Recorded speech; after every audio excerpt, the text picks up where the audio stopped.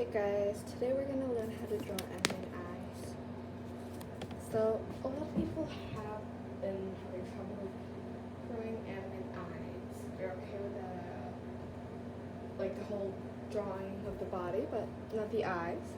So, this is what it's going to look like, and I'll show you guys step by step. So, first of all,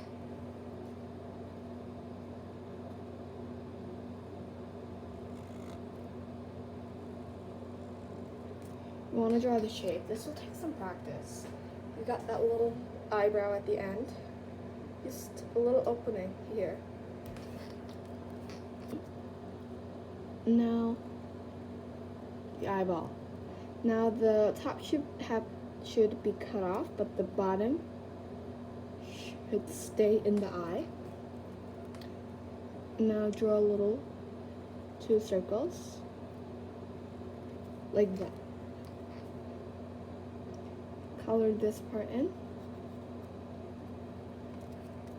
and now you're going to want to double outline that and color in the eyebrow. You can connect the slit if you want to, but that's it. And my eyes. Now you can draw all kinds of eyebrows here.